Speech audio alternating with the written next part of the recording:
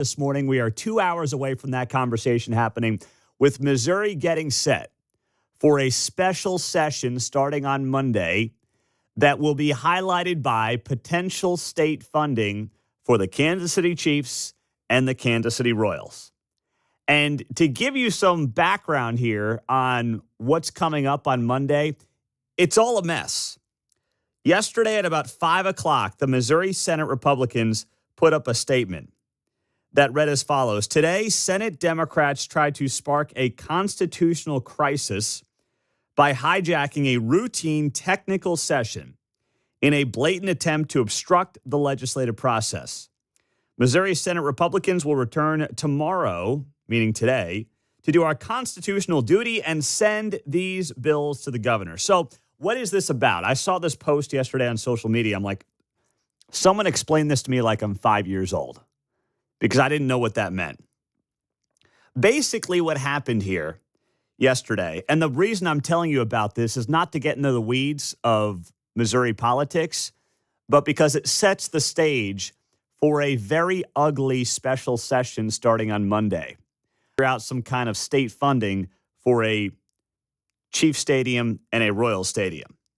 So yesterday, what happened here, and this came to me from somebody kind of in the know in Missouri politics. Yesterday, they did a quorum call during a technical session.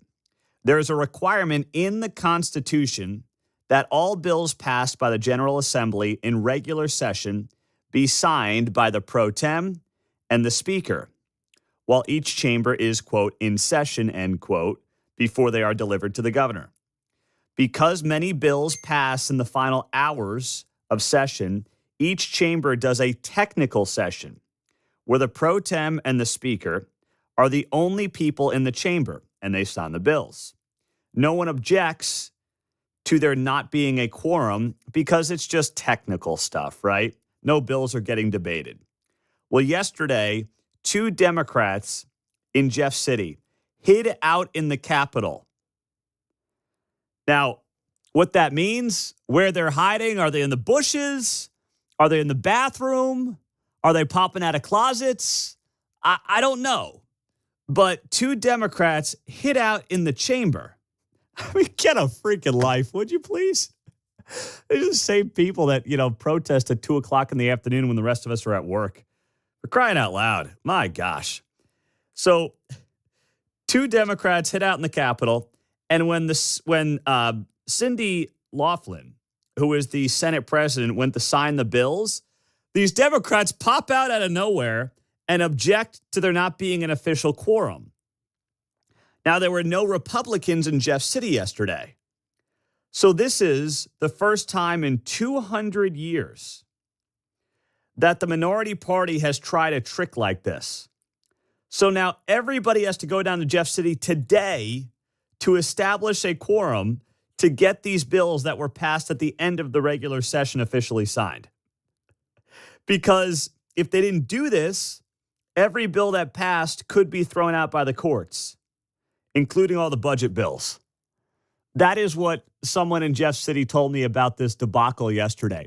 So Democrats are like hiding out in the toilet stalls and jumping out of nowhere and then demanding a quorum as they're going through just official proceedings to sign bills that were passed at the end of regular session. And you're telling me that these people are supposed to come together on Monday, sing Kumbaya, and pass potentially hundreds of millions of dollars in funding for the Chiefs and the Royals? I don't like the odds of that right now. I don't. You got Missouri Freedom Caucus members who are like, we're not bailing out and giving money to billionaire sports ball teams. That's what they're saying. You've got Democrats who are clearly ticked off at Republicans. That's why they're hiding out in bushes and bathrooms and throwing everything in the chaos yesterday. And now Mike Kehoe has to figure out how to get these people to work together. And then back here in Kansas City, you're getting a lot of people who are just fed up with the song and dance, with the dog and pony show. They feel like there has been no transparency by these teams, most notably the Royals. And you got that sense yesterday from Quentin Lucas, the mayor of Kansas City, who was on this show, and he was basically saying in a nice way, would this team find a plan for crying out loud? say this with love to the Royals. I think it's great. 81 nights a year is something we love in Kansas City now. I think it'd be great in the Crown Center, Washington Square Park region, or elsewhere downtown. Be beautiful. Be exceptional. That's why we're putting money forward. But it is time for a plan, and it's time for that next phase, not this sort of ongoing conversation. And maybe that plan is it'll be Overland Park. I hope they talk to the people. They talk about the zoning issues. They talk about traffic. But anyone, anywhere in this area deserves that now. Yes, he's right. He is absolutely right. Now, you might just say, hey, Lucas just sounds like he's got sour grapes because he knows they may not stay in Kansas City, Missouri. Maybe that's true, but you know what? Whether you voted for Mayor Lucas or not, whether you like most of his politics or not, I think we can all agree that his frustrations are shared by a bulk of the people and the citizens around Kansas City on both sides of our state line. How could you not? Like, unless you are John Sherman's fourth cousin, how could you not be frustrated by the way this process is played out, John? I'm trying to reflect inward here. Please. My first thought is, why wouldn't you censure the two clowns that were hanging out there for a procedure thing? I don't know. But then I'm thinking, wait, where am I drawing the line on this whole clown show in the first place? Right? Don't Republicans, don't we have both chambers in Missouri? Yes. I thought we did. You know what, though? We're talking technical politics that neither of us really know anything about. Yeah, and the whole thing is that it's not really so much a party thing. It's the two houses against each other, seemingly. Yeah. I once again, I don't know. That's what I'm trying to say, the two chambers. I don't know. And neither of us are experts in terms of how the technicalities of either Topeka or Jeff City work. All I know is now everybody's got to go back down to Jeff City, and they've got to go down days early to get these bills officially passed from the regular session. So the whole thing is a circus, and the reason I bring that up is because it sets the stage for Monday in what is going to be a very nasty special session that is supposed to be highlighted by money for our two sports teams. On the text line, 913-408-7957. Well, Pete, the Democrats who jumped out of the bushes, or in your example, jumped out of the closet, I guess they're not in the closet anymore. I see what you did there. I see what you did there on the text line. That's well done. That's pretty sharp for Friday morning before 6:15. Excellent work. 913-408-7957. That's how you join us on KCMO Talk Radio, 95.7 FM. And we're streaming all morning long, of course, on the KCMO Talk Radio app. And Mike Kehoe, to his credit, he's coming back this morning at 8 o'clock. We are going to ask him about all this ahead of Monday morning on KCMO. Had a really good night last night with Dayton Moore and his See You in the Major Leagues Foundation. They had a big fundraiser over there at Topgolf, and a lot of good people out there raising money for a great charity and a great cause with the former Royals team president and general manager as well. So, and I tried to get a hold of him and get something out of him about maybe running for governor in Kansas, but he was not budging. Coming up, what does St. Louis make of all this? Is St. Louis on board? Are they not on board? And what does that mean moving forward in this entire conversation? That's coming up on KCMO Talk Radio.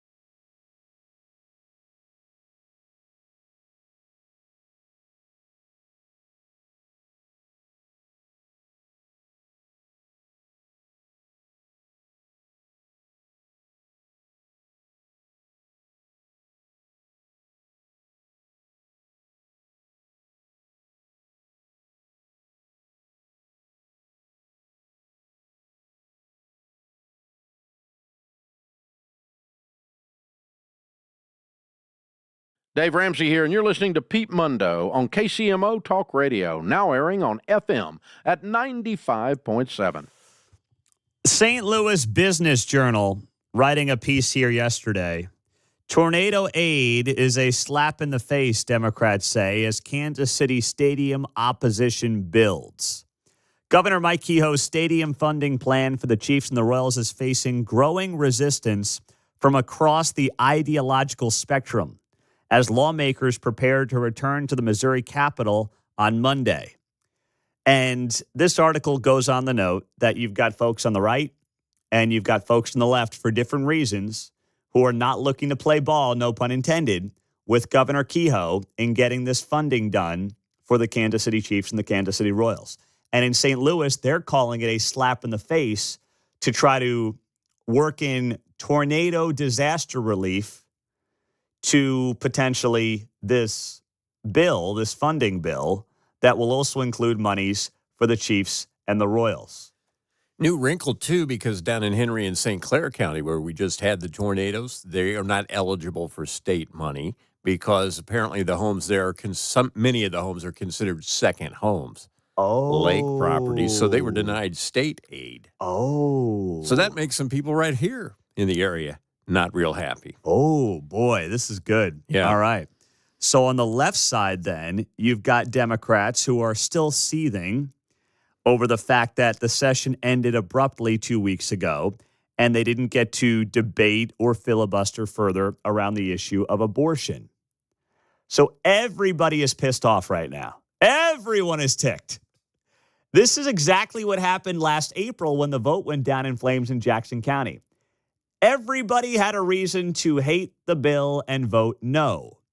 And if I were a betting man right now, I mean, we're getting ready for this big special session on Monday, and it seems like everybody's pissed at Kehoe for something at this point. He's using a lot of political capital on this moment. And I keep coming back to the idea as to whether or not he even had to do this.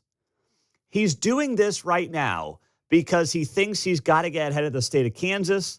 Their June 30th deadline is approaching for the Star Bond offer, and he believes he's got to have something on the table by the end of this month because the Royals have basically said our deadline is the end of June. I'm not convinced that that's the case. When have the Royals ever abided by a deadline in this entire process? Ever. I mean, heck, they were on the ballot in Jackson County, and they were still moving around streets. Remember that? I mean, we were like, all right, stadiums go to the crossroads. And as people were voting leading up to that Tuesday, like John Sherman was negotiating with business owners around town about like buying buildings and moving roads and all this stuff as people were going to the polls. They have never abided by a timeline or a deadline. So why are we magically suddenly taking them at their word for this deadline?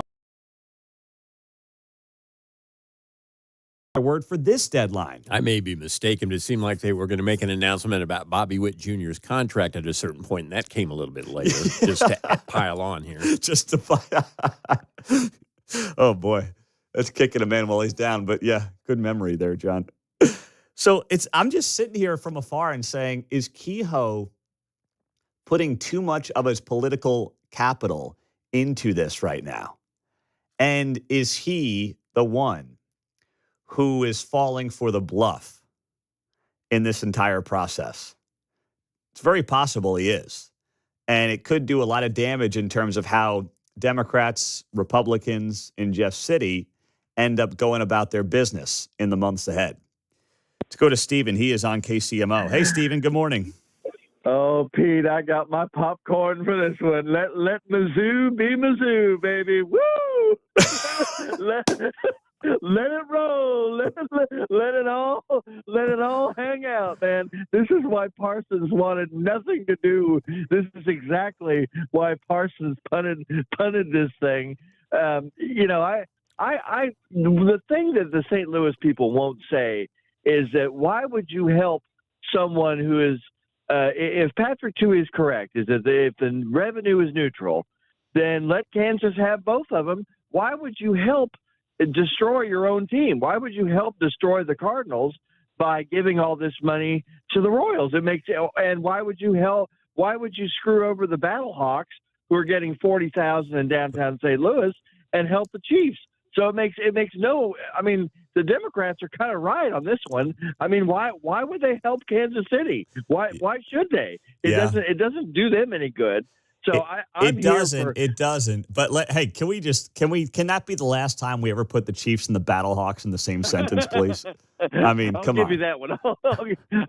I'll give you that one. But listen, if all these budget hawks are so against the stadium, the star bonds and everything else, then let's have a test. Let's have Kansas operate both of these things, and they'll probably turn a profit because it's a special case. Normally I'm not crazy about this stuff, but the Chiefs are unbeatable. I mean, with Mahomes in there, we're going to make a ton of money off this, and it looks like the Royals are on the upswing. But I don't think St. Louis, I call them the St. Louis legislature, I don't think they have any duty to do this, and I think if Patrick Tuohy says that, he's right.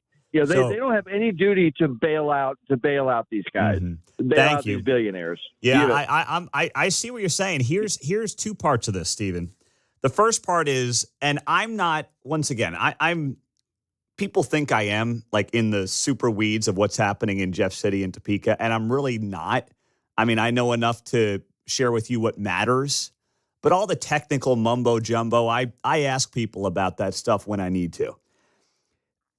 There's a belief that in Missouri, they could end up trying to basically create their own big, beautiful bill that would include disaster relief for tornado victims in St. Louis. That could include $500 million in infrastructure funding that did not make it through the session last month in Jeff City. That would be funding for crime labs, libraries, cancer research in Columbia. And that would also be Chiefs and Royals monies. So that would have a major impact on St. Louis, Columbia, and Kansas City. That's where all the Democrats are in the state legislature. Would they, to spite Republicans, vote against things that could be and would be in the best interest of their own citizens and their own constituents? Tornado relief, funding for infrastructure. A big part of that is this cancer research deal in Mizzou. And then also stadiums in Kansas City. Would all the Democrats, just because they're pissed off at Republicans, all band together and vote against that when their constituents are most likely to see the benefits of that? That is something that they're going to have to make a political calculation on. And Kehoe knows that, hey, they've got a lot in this deal to like, potentially, if they build it up as one big, beautiful bill. As for Kansas and what you just mentioned there, I still don't see how the monies work. The star bonds up to 70%. The part of the star bond process that I think we're missing out on is that the Chiefs and the Royals have to then hand over a star bond district to the state to say, this is what the star bond district, the boundaries of the district needs to be to generate the revenues to pay off the bonds. And the state has to approve that. And, let's be honest, if the state gets a star bond offer from the teams and they say, hey, if we're going to build a new Chief Stadium out at the Legends, the star bond district has to include like all of Wyandotte straight out to Douglas. We're going to Lawrence, baby, because that's the amount of revenue they need to generate to pay off the bonds. The state's not going to go along with that. Ty Masterson and these Republicans are not going to go along with that, I promise you. So that's why I don't think they have a lot of information from the teams, because the teams are looking at the math and saying, I just don't know if we can generate the revenue within a reasonable star bond district to draw to pay off those bonds. And that's one angle in this I think is largely being lost. Coming up after the news, it is the 5-year anniversary of something that local media is covering next.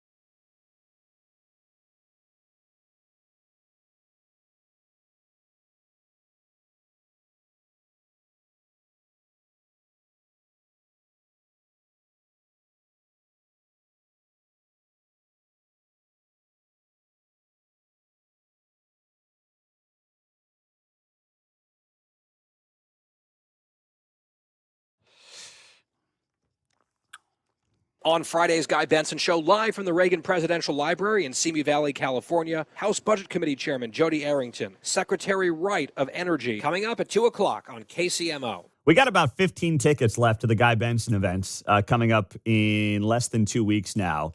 At Boulevard Brewing, we'll be downtown with him, meet and greet with Guy, show, dinner, drinks, the whole thing. But you got to buy your tickets now at KCMOTalkRadio.com because we've got sales manager came by yesterday and said we're under 20 to a sellout. So if you want to join us, we'd love to see you out there. And it'll be a great night, Thursday, June 12th. Buy your tickets now at KCMOTalkRadio.com. Guy Benson, he's fired up. I sent him a text yesterday. I said, we got your Yankees-Royals tickets. Said he was all, oh, man. Woo! He was lit, man. He can't wait to see the K. I'm like, yeah, would you believe the owners want to knock it down because it's got concrete cancer? Yeah, he's just stunned by the whole thing. He couldn't believe it. So I told him to bring his own helmet, too, just in case that concrete cancer starts falling on his head in the middle of the game. So he'll be all prepared for that. But anyway, this week was the 5-year anniversary of the death of George Floyd.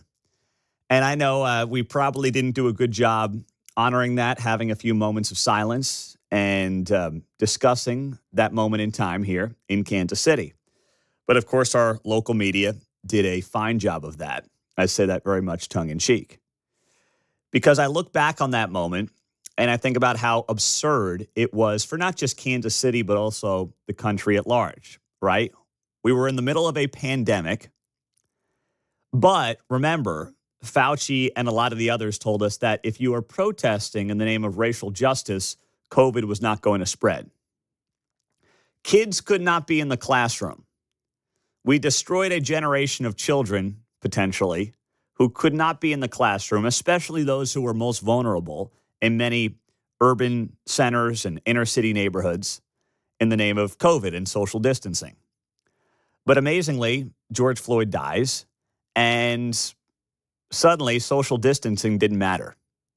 Like, don't forget, we spent weeks with people standing on top of each other protesting, but when the Royals came back to play baseball that summer, nobody was in the stadium. And when the Chiefs came back to play football that fall, they were at what, 20, 25% capacity? But for that moment in time, late May, early June, 5 years ago, this week, you had people hugging and marching and holding hands because of George Floyd. It was one of the most hypocritical things, hopefully, we'll ever see in modern American history. So you've seen different TV packages roll out this week. Maybe you haven't, in which case, good for you. But I want to play one of them because it stood out above the rest, and it was courtesy of KCTV5. Now, I'm not playing this to rag on KCTV5. I'm playing this to highlight some of the things that were said in the package, not by Channel 5, but by some of their guests. So let's roll this here. Protesters on the ground describe it as a day they'll never forget. People shielding their eyes from tear gas, water bottles being thrown in the air, and crowds of people getting trampled. When you witness something of that nature happening to an individual, which our country has a history of, you look for those breaking points. Now that is Bishop Eric Morrison. He served as the pastor of Kingdom Word Ministries. So right out of the gates there, I mean, that's a very controversial statement to make. There's nothing unifying about that at all. This is not somebody who wants to say, hey, the George Floyd situation unfolded, and it was a moment for, let's say, a lot of people to learn. I'm not saying it was, but I'm suggesting that in that moment, you would look back 5 years later and say, hey, this happened, and hopefully we got this out of it. Instead, it's just fanning the flames. That's all he was doing there, just fanning more flames. Cries for racial justice in wake of George Floyd's death reached a tipping point in Kansas City. And now, 5 years later, the question remains, has the city truly made progress?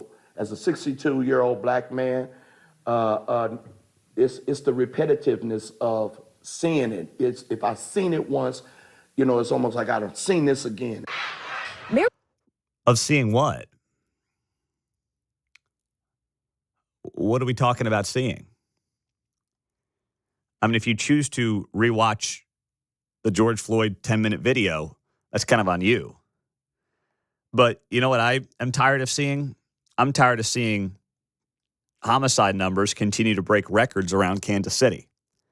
And that's what's happened multiple times in the wake of George Floyd's death. See, the main thing that George Floyd's death led to was an increase in inner city homicides because cops backed off. They didn't feel welcomed. They didn't feel like anybody had their back. You saw in many cities, including Kansas City, a justice system that became incredibly woke, even woker than it already was. You had prosecutors who suddenly said the way to create social justice is by not charging and prosecuting hardened criminals. And that didn't lead to, woke white people off the plaza mostly being impacted. That impacted the inner city core. They're the ones who got impacted by the awful, awful policies that came out of George Floyd's death 5 years ago. I'm kind of curious why a 62-year-old man ain't got nothing to say about the local homicide numbers. I know. Right? Exactly right. No, to your point. And that's the other thing that I wanted to push back on as a boomer. Boomers will try to tell you guys how it was. They're kind of bigging it up and making some history, or they're co-opting some history that isn't theirs, is kind of the deal. So I'm here to call bluffs. On the boomers. Yeah. From boomer to boomer. We got boomer on boomer crime here. John Anthony to Eric Morrison. We grew up in the 60s, if you're 62. So Kansas City in the 60s was a little bit better, racially speaking, than it would have been in the 30s and 40s. So progress was being made, albeit maybe not as fast as people wanted. But absolutely. To that point. Eric Morrison is the voice you're hearing there, who has served as the pastor of Kingdom Word Ministries. And a big part of this entire stance that he is taking is to keep the grift going. Let's be clear. You can't ever say, if you're part of the grift, whether it's Al Sharpton, whether it's Eric Morrison here in Kansas City, let's be clear. The grift is your business. Okay? That's it. Show some RESPICT. That's your business. It's how you make money. It's how you get attention. You can't ever say, we've made serious progress. Or, you know what? I think we're in a lot better spot than we were 5 years ago when it comes to, how police deal with inner city neighborhoods and vice versa. You can't say that. Because if you say that, if you make that statement, what does that mean? Well, that means suddenly you're out of work. That's what it means. Quentin Lucas says on a city level, progress looks like transparency. Since 2020, the city has added more public comment during Board of Police Commissioners meetings, and the Missouri Highway Patrol now handles investigations on officer-involved shootings. Oftentimes, rioting is the sound of the voice of the unheard. And a lot of people were feeling like they weren't heard in the system and in the process. Hopefully, all these years on, people feel more heard. According to a spokesperson from KCPD, it was this same year the agency began using body cameras and implementing new training for the... Now, I actually don't mind what Quentin Lucas said there at all. He didn't lean into anything. He was just like, hey, I hope people are feeling heard. We've been trying to be more transparent. We've got more time to speak at Board of Police Commissioners meetings. We've got body cameras now. I have no issue with what the mayor said there. He didn't lead into and... dive headfirst into the woke narrative. He didn't do that like the pastor did there. Use of force. Community activist Pat Clark says he tried to de-escalate tensions during the protests and has since spoken with police about what reform could look like. I say it's changing. In what direction, I can't tell you. Advocates say now is the time to stand under a united front, calling on lawmakers for change. Say things have to change in that way, because if not, behind the blue wall is freedom. What the hell does that mean? Things have to change in that way, because if not, behind the blue wall is freedom. I mean, is that a Kamala Harris quote right there? I'm going to read that one more time from Eric Morrison. Things have to change in that way, because if not, behind the blue wall is freedom. Even Kamala's like, what's going on? He's a troubled guy. What are we doing here? What is that all about? How am I supposed to interpret that? It's just beyond bizarre. 913-408-7957. So as we're sitting here, 5 years after the death of George Floyd, the only thing, I'm all about body cameras and transparency from cops. I think that's critically important. And frankly, I think cops want that too. If I were a cop today, I wouldn't go to a place that didn't have a body camera because the body camera protects me. If I'm a good person doing my job the right way, the body camera protects me. So that is something good that's come out of this over the last few years. But there was a lot of bad, including record levels of homicides in largely inner city, mostly black neighborhoods, including Kansas City, that saw record homicides in too many cases the last few years. That's sadly, really sadly, part of this legacy coming out of 5 years ago this week. Parkville, Victor, go ahead, my man. You're on KCMO. How you doing? Yeah, I'm all about why don't we take some federal funds and put body cameras on all of them? If we're going to be throwing money around, let's do that. I agree with you. But to John's point, I'm also a boomer, and I saw race relations improving ever since I was a kid, and things were getting so much better. And as long as and of course things were getting better until Obama and the race baiters started going back into it again. And as long as the inner city community, as long as the African American community or black community, whatever you decide to be called that, continue to buy into this victimhood mentality until you take back your culture to a good, God-fearing family culture, two-parent household, working towards improving your life, and take it away from the gangbangers and the thugs and the rappers and all that kind of stuff, then that's what you're going to have. You're going to continue to be there. Control your own destiny.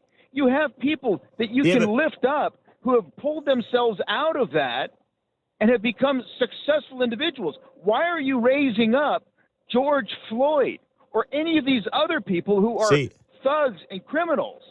I don't think a lot of them are, to be honest. I think there are a portion of people that want attention that do it. A handful of pastors, a handful of people maybe running for office. Like, that's really it. I didn't see anything from Emmanuel Cleaver this week, from Quentin Lucas this week. So I don't want to get preachy about it. I don't like that whole, let's get on the high horse. But listen, we know that race relations, you look at the graphs, and this stuff has been tracked by Gallup over the years. And race relations were basically in the best place they've been in this country's history. And then, yes, they started to get worse late in the first term, early in the second term of President Obama. That is a fact. Just to be clear, that is in Gallup polling that has shown that. That's not like my opinion. It's not Victor's opinion. That's a fact. So we've got to acknowledge that, right? We got to look at that for what it is and acknowledge that those are facts that are out there. Why did that happen? Because he was not the great unifier he pretended to be. He just wasn't. And then when you look at some of the other issues, listen, we understand two-parent households are going to be better off. Victim mentality is not going to work. Now, there are victim mentalities, I think, in every demographic to some degree, sad to say, but there's no doubt that, when we look back 5 years ago, the people that put that man on the pedestal were dead wrong. And deep down, I think a lot of people understand that. And those that don't are just looking to keep a good grip going. The 6 at 6, top 6 stories in the 6 o'clock hour coming up next.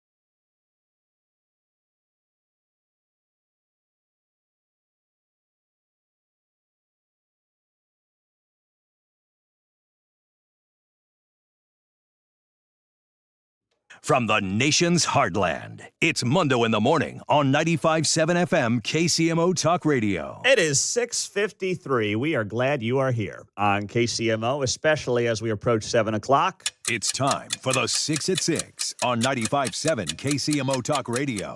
Number one. The number one story that we are following this morning, President Trump is set to have a press conference today at 12:30 Central Time with Elon Musk at the Oval Office. As the president writes last night on Truth Social, this will be Elon's last day, but not really, he says, because he will always be with us. I mean, what are we giving the eulogy of Elon Musk here? Helping all the way. Elon is terrific! ! Writes the president. See you tomorrow at the White House. I'd love to go. I didn't get my invite, though. So this is, of course, the end of Elon's tenure as the face of Doge, but Doge will continue. And I think this is important for Trump to do, to basically signal, hey, he may be moving on, but this is not because of bad blood. He always was going to have to leave. He was like a special employee to the federal government. There was, I think, a 180-day limit on that. So Elon was never going to be there for all that long. And first off, it's going to be a wild press conference today. You know that. It's going to be fantastic. Can't wait. Number two. And number two this morning for the 6 at 6. Johnson County Wastewater and the Johnson County Department of Health and Environment issued a public health advisory yesterday due to a sewer overflow near a treatment facility in Leawood. The advisory applies to residents and businesses near the Tomahawk Wastewater Treatment Facility due to an overflow in the nearby creek, according to the health department. It said it was caused by an operational failure during routine maintenance. Due to the potential risk of E. coli exposure, the department advised the public to avoid contact with the water in the creek until further notice. Also, residents are advised to keep their pets from making contact with standing water in the affected areas. Number three.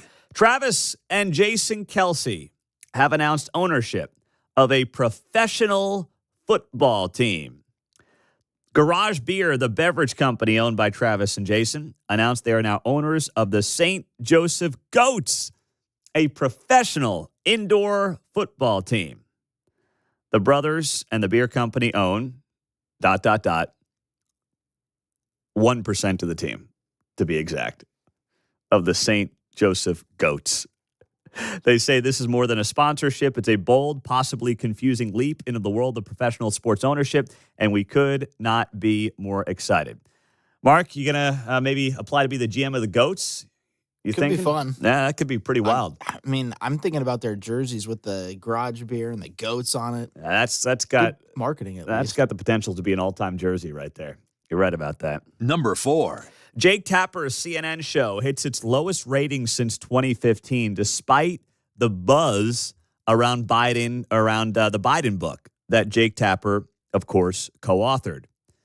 So his show from April 28th through May 25th shed 25% of CNN's audience in that time slot from the same period last year. 525,000 total viewers. By comparison, Fox News is 6x that at about 3 million during that same period of time. That's the problem for Jake Tapper. I mean, the diehard Biden voter and Democrat voter is not going to be on board with this book. And like people that didn't vote for Biden or Kamala are not going to suddenly start watching Jake Tapper because they think this whole thing is driven by his want to make money. So he's in a tough spot here. Number five. In the 6 at 6, Major League Baseball is going to invest in women's softball. With that sport rising in popularity, this is smart. Women's college softball is the fastest growing sport in this country. And right now, the Women's College World Series is going on. And it was started last night, so I didn't watch any of it. But it is the diehard fan base for women's college softball is not just female. It is like the college sports male as well. In a lot of these college towns, Norman, Oklahoma, Stillwater, softball is huge.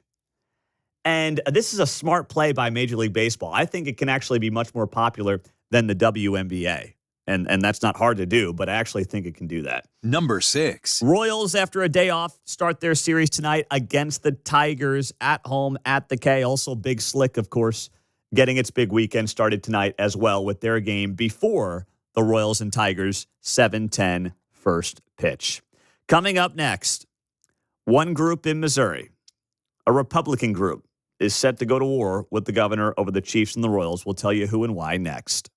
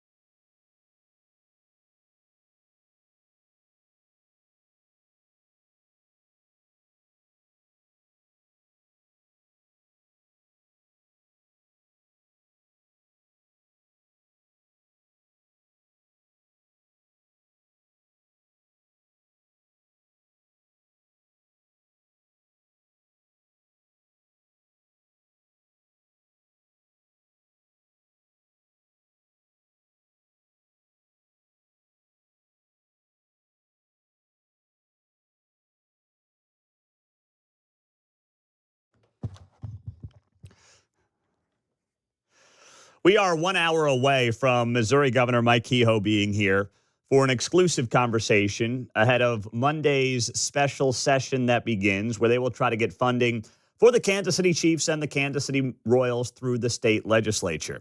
But a lot of people not on board with this. We know St. Louis is ticked off. Democrats are very upset. And we also know on the Republican side of the aisle, well, the Missouri Freedom Caucus is not having this either. That would be the most conservative group in the Missouri Senate. Here was a statement that came out yesterday from the Missouri Freedom Caucus that read as follows. Headline, Missouri Freedom Caucus ready and willing to work with governor on tax relief for all Missourians, but, quote, hard no, end quote, on billionaire bailout. They write here in a statement from the Missouri Freedom Caucus, this would be, once again, the most conservative members of the Senate. If the governor and Missouri's legislative leadership are interested in broad-based tax relief for all taxpayers and reforming Missouri's broken initiative petition ratification process as part of an overall special session plan that will benefit all Missourians and not just wealthy billionaires, the Missouri Freedom Caucus is ready and willing to deliver. But the end product of this special session must be a win for all residents of the Show Me State, and not just a handout to wealthy special interests. If Governor Kehoe and legislative leaders insist on using taxpayers' hard-earned dollars for a $500 million or more handout to billionaire sports team owners in a standalone bill, the Missouri Freedom Caucus will vote against such a proposal and will consider utilizing any tools at its disposal to stop it. So you got to read between the lines there, but the Missouri Freedom Caucus is not saying they won't vote for Chiefs and Royals funding.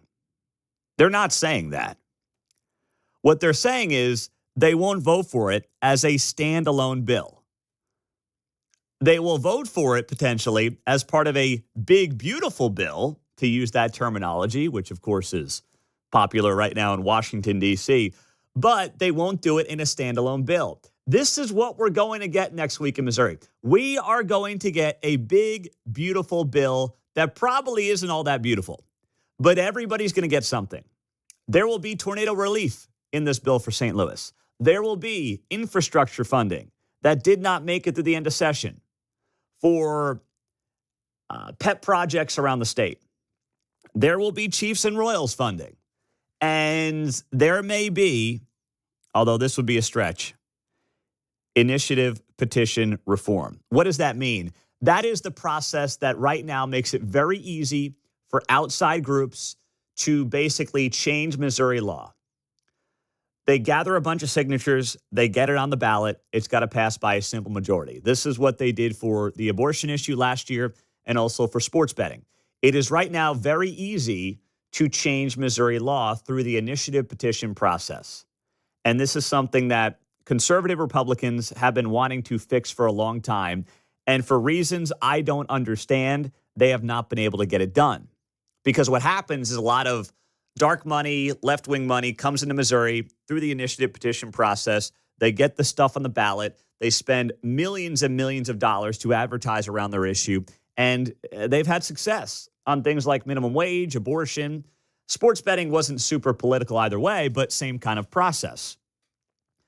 And Republicans have, for some reason, been unable to put a stop to it. So if they can get all this stuff in the bill, the Missouri Freedom Caucus may go along with funding for the Chiefs and the Royals. They're not saying they're a hard no, despite what the headline reads, saying they're a hard no on billionaire bailout. They're not a hard no. The statement goes on the note that they're only a hard no if it's a standalone bill. So their headline did not match what they actually said in the statement from the Missouri Freedom Caucus. I reached out to Rick Bratton. He's a state senator down in Cass County. You may recall he ran in the primary against Mark Alford in, I guess that would have been 22, and came in second place. I couldn't get a hold of him. Sent him a note last night and did not hear back. I'm not sure why, because I've got people pitching me on Rick Bratton all the time. The problem is I don't like getting into the weeds on a lot of the stuff going on in Jeff City unless it's super high level, 35,000 foot view, or it's definitely going to happen. I'm not like, hey, Senator X, Y, or Z is proposing a bill and then nothing ever comes out of it. Like, I don't do a lot of that because I don't think most people really care. Nobody cares. So I don't really go down that road. But today would have been a great day to get on a guy like Rick Bratton from the Missouri Freedom Caucus, but we were not able to do it. We'll shoot for Monday.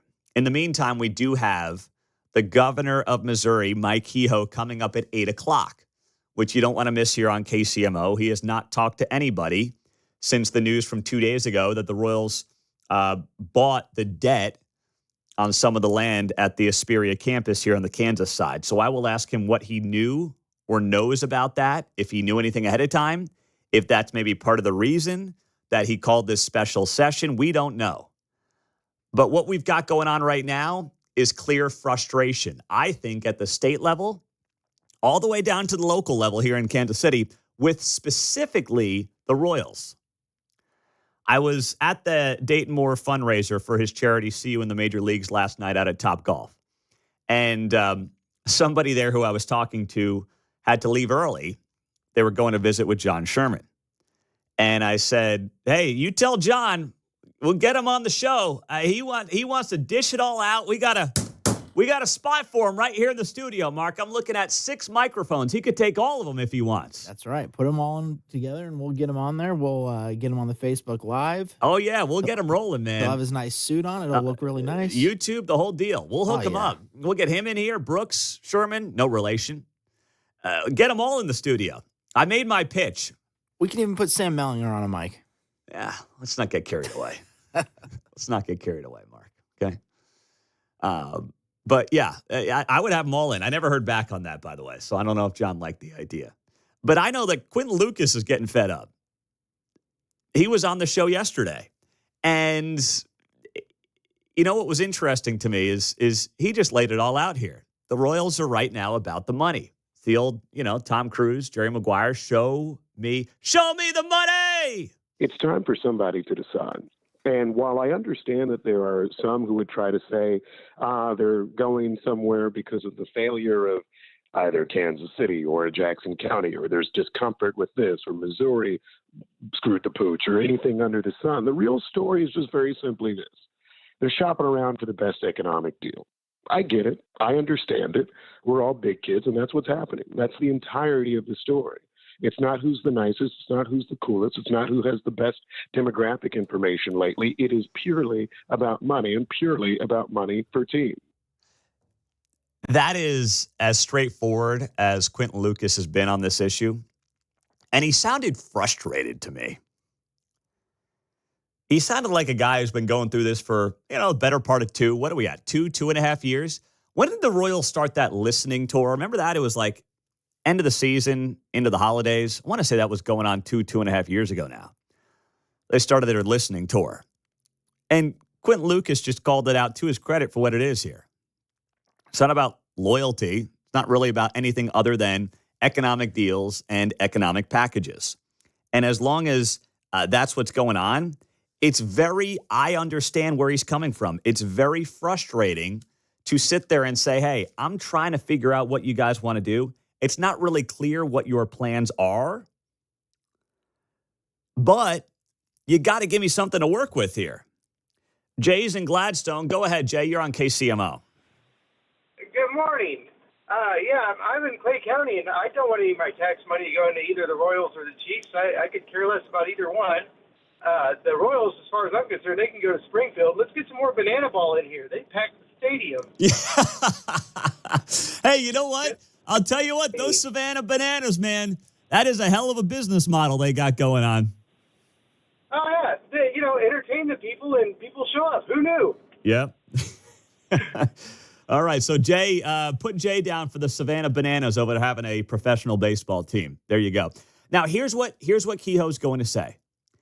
He's going to say, just like with the Star Bonds on the Kansas side, this is not going to be direct taxpayer money to the teams.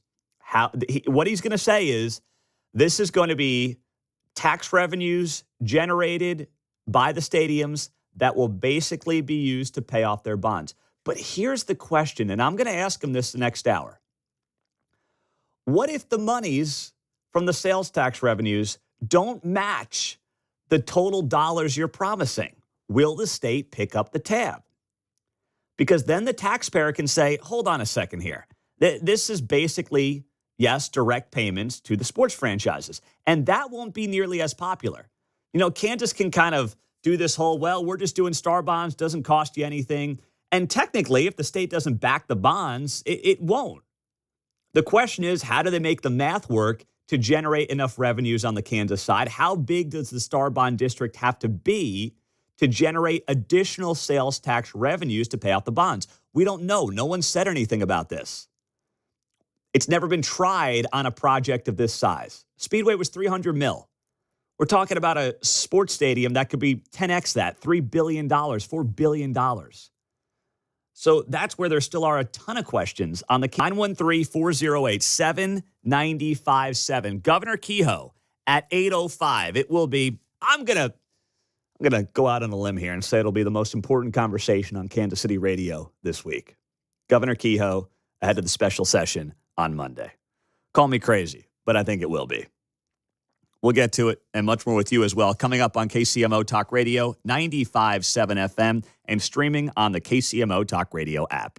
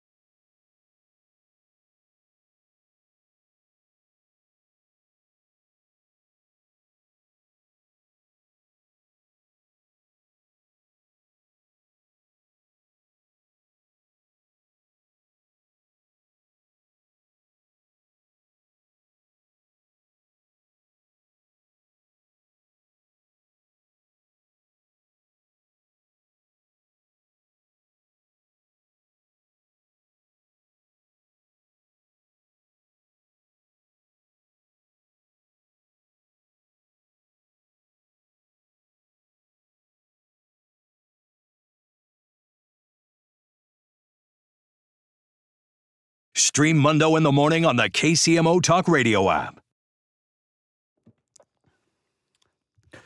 Text line is 913-408-7957. I can report Bill O'Reilly made it out of China with his son in one piece. So they got out of there after visiting China and doing a little dog and pony show for the Chi-Coms and all the cheese buddies about Trump. So we'll get Bill on here in the next week or so to report back on that trip to China. On the text line, Pete, Kansas already taxes the snot out of us. And they've had some crazy surplus of tax revenues. So I'm sure Kansas will figure out how to fund those star bonds if the Chiefs and the Royals want to come over to Kansas.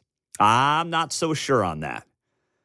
We had on Senate President Ty Masterson 2 days ago, and he made it very clear. The state of Kansas will not back the bonds. They won't do it. That was, to me, the only avenue to getting these teams, at least one of them, across the state line, just based on the math. Because when you look at, the work that has been done with star bonds, and the Missouri Independent had a piece about this, the Kansas Speedway's original bond was $24 million.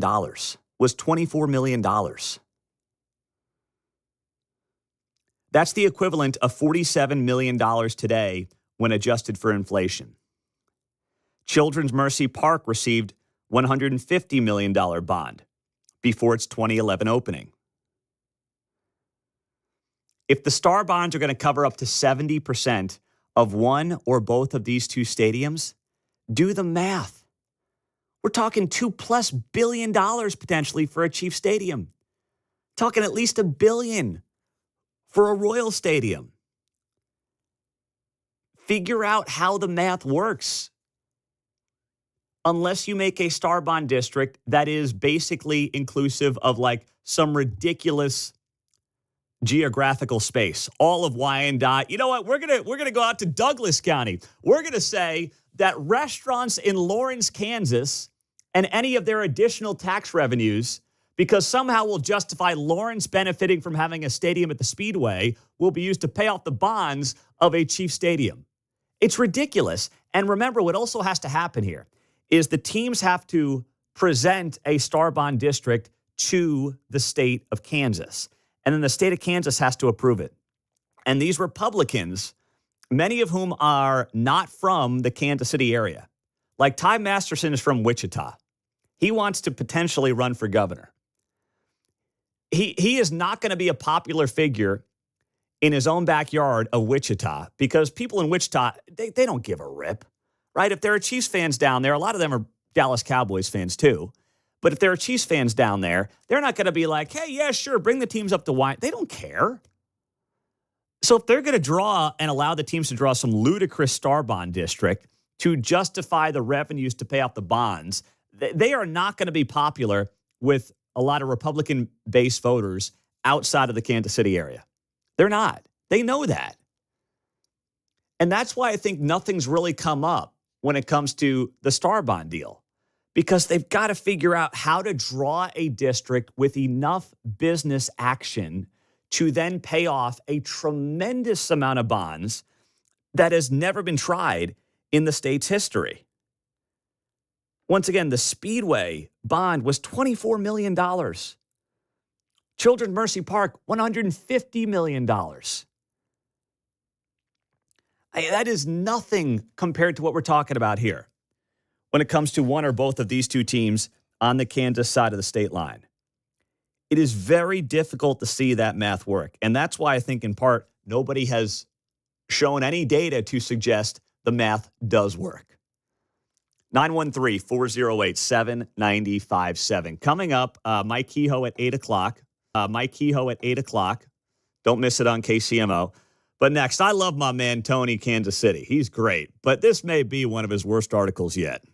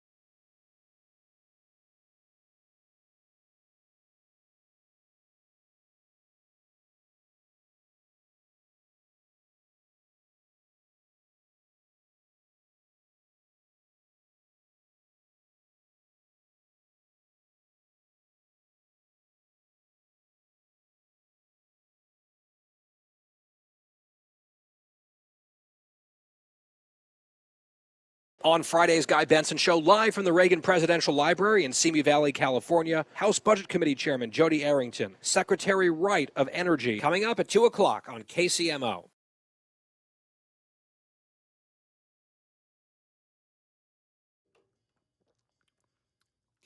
$7:35. It is great to have you here on KCMO Talk Radio. So I love my man, Tony's Kansas City. I've been trying to get him in here for a Feature Friday segment, but he's helping out a family member who's dealing with some health issues right now, so he can't make it. You know, he's my favorite blogger in Kansas City. Tony'sKansasCity.com. Does an awesome job. But just like we swing and miss on segments once in a while, you know, Tony swings and misses on a blog once in a while. It happens. And I saw this one last night, and I was like, I thought it was parody at first. I thought it was a joke. I was like, Tony, you got to be kidding me, man. Come on, brother. You know you didn't go down this road, did you? So here he writes about Kansas City radio. And, you know, there's been some shakeup. We've talked about it on the air. Johnny Dare got blown out at another radio station in town. And it was a totally dumb decision by that company. But it was one that was motivated entirely by money. That's it. Don't overcomplicate this. It was a bad decision on their part. I want quality radio in Kansas City because it's good for the entire medium and the entire industry. The better off the industry is, the more likely people are to be on the radio and find us. And then hopefully we want to beat the best of the best.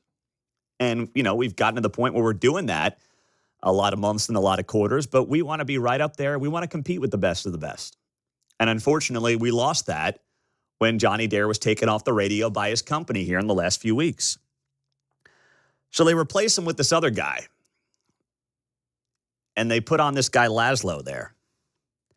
And Tony's Kansas City writes this story. In all of Kansas City local radio, only Laszlo has the ability to deep dive into partisan politics and utilize his team to parody and brutally mock conservatives.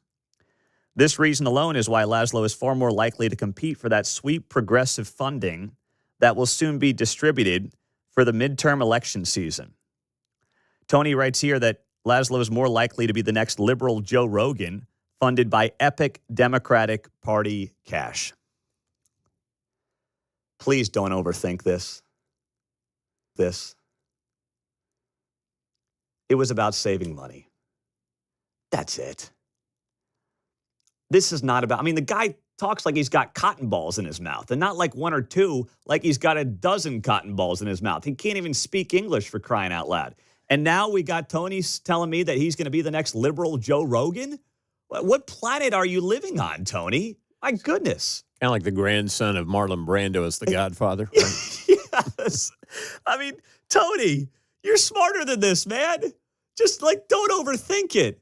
Trust me, nobody is out there getting ready for the 2026 midterm elections and being like, well, I didn't know where I was going to spend my money, but now that I got Cotton Ball Laszlo mouth there on the rock, I'm just dumping a ton of dough into that radio station. No, that is not what's going to happen. I promise you. I'm just shocked he can get up for a morning show, honestly. I've known the guy a little bit, so yeah. Spoken as someone who's been in the know. Yeah. And Mark used to have to drag his ex out of bed to show up for work in the mornings. So that's a true story, by the way. Yeah. You know, Mark, that's why you've been here about 4 years now. And knock on wood, you've never had to wake me up, buddy. Yeah. You show up, I show up, John shows up, and we let it rip for 4 hours. That's what we do. No one's going to wake anybody up around here. In fact, Mark's dropped me off after a snowstorm when I couldn't get to the office. That's true. I could write a book about my former radio station, but I don't think I will right now. Hey, I'll just say, you could. But if you wrote a book about this radio station, listen, we got a much more professional operation here. We all show up to work on time. What a novel concept. So Tony writes here, a group of liberal operatives met in Washington after the election, decided to come up with a for-profit media company, and they're trying to figure out how to create conservative podcasters and talk radio voices, or liberal talk radio voices and liberal podcasters, to compete with what would be more traditional right of center, whatever you want to call it, talk radio and podcasting. That's obviously wildly popular. You can't fabricate this stuff, right? Like, I don't come on the show and like get sent talking points by somebody, whether it's Trump or the RNC or like, I don't do that. You know what my worldview is. I come on here and usually I'm going to agree with a lot of people that many of us voted for. Sometimes I'll disagree, but there's no agenda. It's like every day I've got a blank canvas and I try to weave in the top local stories with some national, have some fun, keep it light. And that's kind of it. Like, and we try to blend it all together. But there's no like top down operational structure that we're getting from some overlord on what we need to be talking about here. That's not how it works. We need to be talking. And it's not going to work on the other side either if they try that model. I promise you, nobody is sitting there saying, well, we didn't know how we were going to spend money in the midterms, but now we got this guy on the air, so woo, boy, we're dumping the big dough into that show. Please. Especially when it's bombing out in a few months. There's no way. I was going to say, I could see him more dropping out of doing morning show and just going to podcasting, but not to the Joe Rogan level. No, are you kidding me? I got to know and understand what he's saying first. My gosh. Come on, Tony. I love you, brother, but no, please. Last night, we were out at Dayton Moore's event for See You in the Major Leagues, his outstanding organization that really mentors and teaches young people how to become leaders in their community. So we each got paired up, and there was a bunch of media folks there in TV and radio around Kansas City, some former Royals players and Keatsman's buddy Stan Weber as well. So just, different people, different backgrounds. And we each got paired up with one of their mentees. So I got this young man, 16 years old from KCK. He's a rising senior. He is the first person in his family born in the United States. Parents came here from Mexico over 20 years ago. He's got two older brothers. They were born in Mexico. So he was the first person born in this country in his family. And what a great young man. And just mature as could be, put himself out there. We're going around Topgolf and just kind of meeting some of the people, shaking hands. And he was just, he's got his whole life planned out. He's got one more year of high school, wants to go to University of Chicago. And I'm like, whoa, that's a high bar, buddy. That's like a 5% acceptance rate. And I said, just don't go into student loan debt. I told him all about Dave Ramsey. Told him to get on the Dave Ramsey train. Don't be stupid, because then he wants to go to law school. So I'm like, hey, man, if you got to do anything on the debt front, save a little bit for law school. Do not go into debt for undergrad when you want to go to law school. Don't do it anyway, but definitely don't do it if you want to go to law school. So he was like, oh, who's this Dave Ramsey guy? And he was kind of asking me all these questions. So then we're at Topgolf. And remember, Dayton was telling us last week about the hole-in-one contest, right? So I didn't get it to do the hole-in-one contest because I couldn't find any lefty clubs by the hole-in-one contest. So I was like, discrimination. This is discrimination. Now I know how it feels. But then there was a bay that we went up to at Topgolf where we had some KCMO Talk Radio listeners who wanted to say hello. So I bring up this young man, and he's like, do you play golf? I said, yeah, I've played since I was a kid, but I don't know when I picked up a golf club last. I think it probably was last September, maybe. It might have been last summer. I don't remember. I have not picked up a golf club this year. And I said, do you play golf? And he says, I've like swung a golf club once or twice. So I'm showing him and teaching him how to put together his golf club grip. And he had no idea what he was doing. God bless him. So he swings and he misses the first time and he doesn't know what to do. So I said, just go again. You'll be fine. He kind of hits it off the tee and it goes 10 yards and whatever. It's fine. So I get up there and I was like, yeah, I've played golf a lot in my life, but I'm not good at it. So I get up there, I find a lefty club at this bay, and I pull out an 8-iron. And, the ball's on the mat there and take a practice swing. Once again, I don't think I've swung a club in 6 months, at least, probably more. And I'm telling you, man, I just freaking striped this thing. 8-iron, 155, 160 yards. Flush it. I haven't hit a golf ball that well in years. If I hit it like that more often, I'd play more golf. And he looks at me like I'm Tiger Woods on the 18th hole at Augusta doing the club twirl and about to win the Masters. I mean, he was just blown away. I was like, dude, trust me. I don't do this often. I'm not BSing you when I say I don't play a lot of golf. He literally looked at me, and I was like, holy cow. I have never seen someone look at me like that after swinging a golf club. That was unbelievable. Going back to our conversation yesterday about top feelings for men. How about when you struck that thing, right? Feel like, well, he got on that one. Yeah, literally. The ting of the ball. Yes. I told you guys yesterday, we were talking about the top 5 feelings for men, and I said, hey, I can't say I know the feeling of shooting in the low 80s because I've never done it. But if I hit a perfect 7-iron from 160 out and you get it to within, for me, let's say 10 feet of the hole, like that's right up there. And I do it yesterday, and I'm telling you, if I put the little tiger twirl on that golf club, this guy would have thought I was, Tiger freaking Woods out there. I mean, it was crazy. I was thinking about Tiger's twirl at I think it was the 2009 President's Cup. And he had another one at the 2011 Masters on the 15th hole when he starts walking and twirling the club before the ball even hits the green. That's what it felt like. But it was a great event and outstanding organization. See you in the major leagues, led by Dayton Moore. And I was trying to, get a little insight into whether or not he's running for governor of Kansas, but he didn't give me anything good to pass on. He's still thinking about it. Coming up, Derek Schmidt is going to be here. Kansas Congressman, 2nd District, the big, beautiful bill. Where does it go from here? And then Missouri Governor Mike Kehoe at 8:05. As you are thinking about graduation gifts, which I know are hot and heavy this time of year, my friends over at Diamonds Direct have outstanding options for you.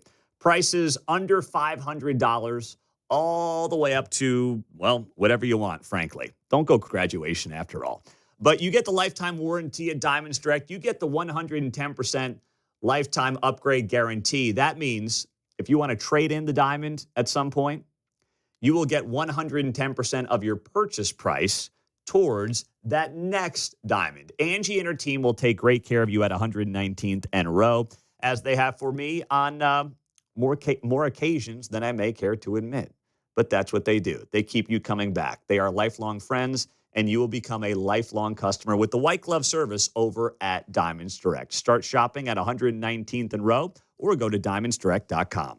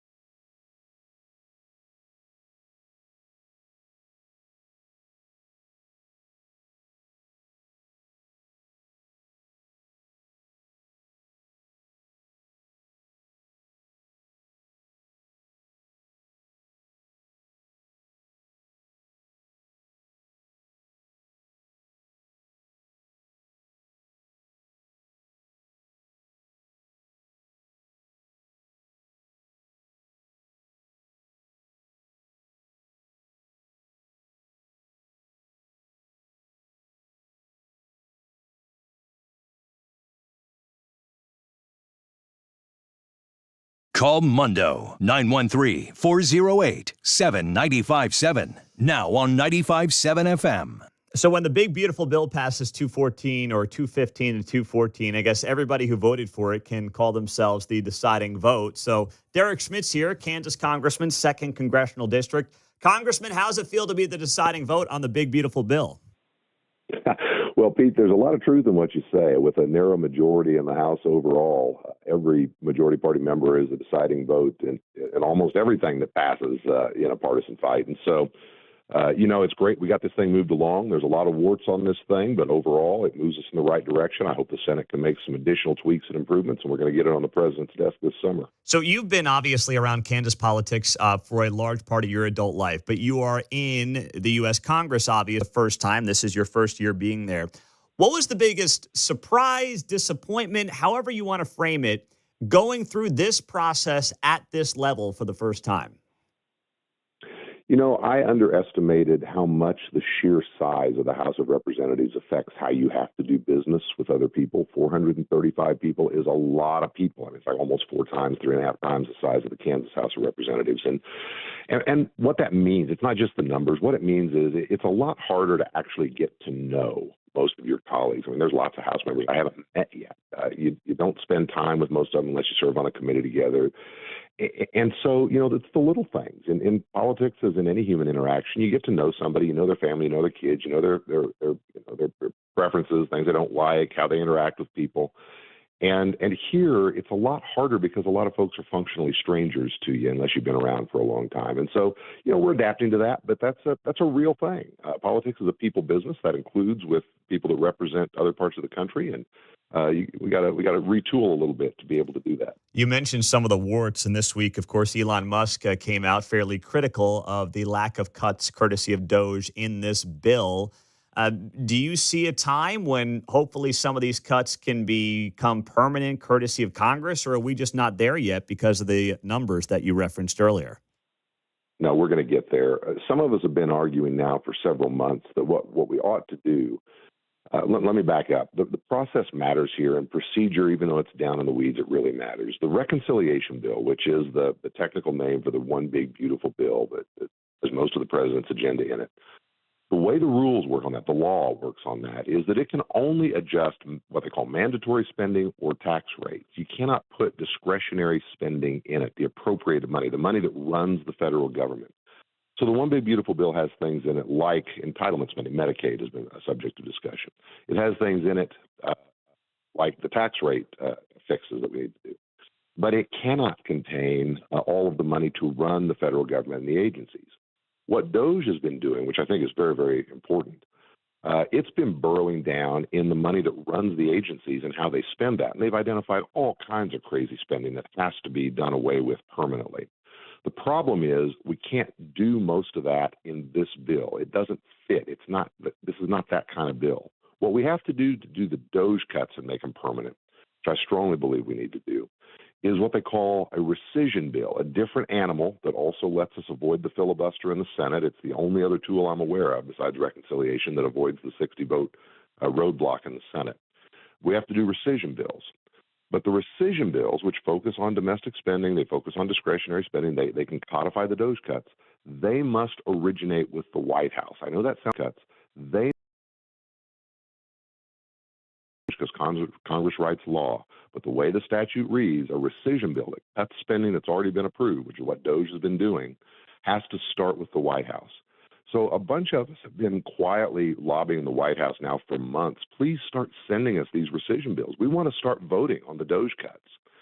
And they're very receptive. They're going to do it, but they've been reluctant to start soon, I think, because they were afraid it would somehow make it harder to get the One Big Beautiful Bill passed. Anyway, that's the call they've made. They assure us they are now going to start sending us those rescission bills. I think we may see the first one as soon as next week. We're ready to go. We're going to start passing them, lock in the Doge cuts, make them permanent, do what people want us to do, which is now that Elon and Doge has found this absurd spending, we're going to go in and wipe it out in Congress and make sure that it stops. Derek Schmidt, Kansas Congressman, 2nd District, is here on KCMO. So as we approach the top of the hour then, Congressman, what is that thing that, you're going back, I would imagine, next week? I know you're home in Kansas now, But what do you want to see happen when it comes to this big, beautiful bill? Because, of course, now it's in the Senate hands after you guys passed it. Where does it go from here, and how do you want to see this play out? Well, you're right. I mean, the ball's now in the Senate's court. In an ideal world, perhaps they would make no changes to it to go right to the president. That would be the most certain thing. Realistically, that's not going to happen. The Senate's going to leave its imprint on the bill. They're going to have some of the same tensions that we had, where you've got one faction that wants to spend more on this and one faction that wants to spend less on that, and one faction that wants the tax cuts bigger and one faction that wants them smaller, one faction that thinks the overall deficit reduction is not enough.